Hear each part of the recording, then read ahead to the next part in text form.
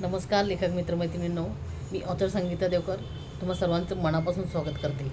तर आजच्या आपल्या या व्हिडिओमध्ये आपण एका ई दिवाळी अंकाची माहिती घेणार आहोत। तर मोरपंखी डिजिटल ई दिवाळी अंक असं ह्या दिवाळी अंकाचं नाव आहे।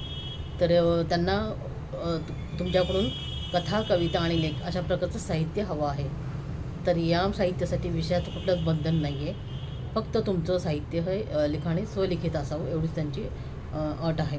तर कथा, कविता किंवा तुम्ही लेख पाठवू शकता।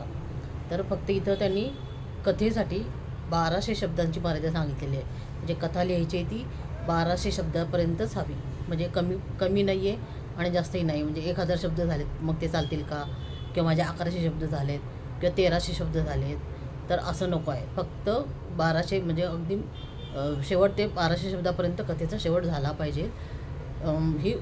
हे बंधन फक्त तुम्ही पाळायचं आहे। तर 1200 शब्दांमध्ये कथा लिहायची आहे आणि कविता ही लिहायची ती फक्त 20 ओळींमध्ये लिहायची आहे। कवितेला पण 20 ओळीचं बंधन आहे, त्यामुळे 15 ओळी झालेत किंवा 22 ओळी झालेत, 25 ओळी झालेत अशा कविता ग्राह्य धरल्या जाणार नाहीत। ते मिनिमम 20च ओळींमध्ये तुम्हाला कविता बसवायची आणि तेवढीच कविता लिहायची आहे। 20 ओळींच्या पुढे नाही चालणार आहे आणि कमी पण नाही चालणार आहे। आणि लेख लिहिण्यासाठी मात्र 500 शब्दामध्येच तुम्हाला लेख लिहायचा आहे। इथे सुद्धा 300 शब्द झालेत, 600 शब्द झालेत असं चालणार नाही आहे। तर 500 शब्दापर्यंतच शेवटचा शब्द तुमचा हा 500 हे 500 शब्दापर्यंतच तुम्हाला लेख लिहायचा आहे। तर तुमच्या आवडीच्या विषयावरती तुम्ही कविता, कथा आणि लेख लिहू शकता। फक्त ते स्वलिखित असावं आणि या अगोदर कुठेही प्रकाशित झालेलं नसावं।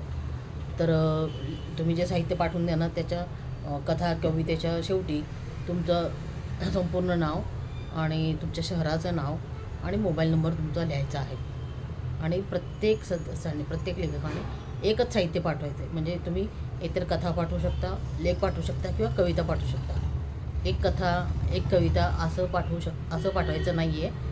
फक्त एकच कोणतं तरी साहित्य त्यांना द्यायचं आहे। म्हणजे कविता देणार असेल तर कविता 20 ओळींची, लेख देणार असेल तर तो 500 शब्दापर्यंतचा आणि कथा देणार असाल तर ती 1200 शब्दापर्यंतची। त्यामुळे एकच साहित्य एकाने पाठवायचं आहे।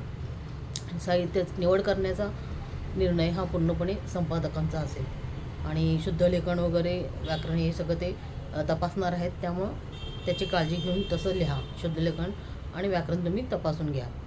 आणि त्यांनी त्यांचा मेल ID दिला आहे, त्या मेल IDवरती हे साहित्य पाठवून द्यायचं आहे।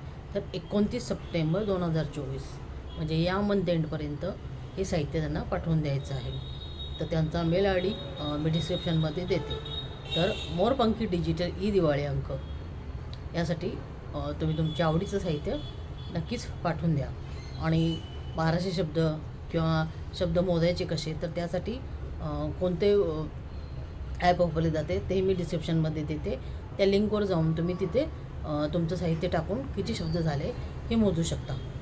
तर मला व्हिडिओ हा कसा वाटला हे नक्कीच मला कमेंट करून सांगा आणि जास्तीत जास्त शेअर करा आणि लवकरात लवकर कथा किंवा कविता लिहायला घ्या आणि मोरपंखी ई डिजिटल दिवाळी अंकासाठी पाठवून द्या आणि आपल्या चॅनलला सबस्क्राईब करायला विसरू नका।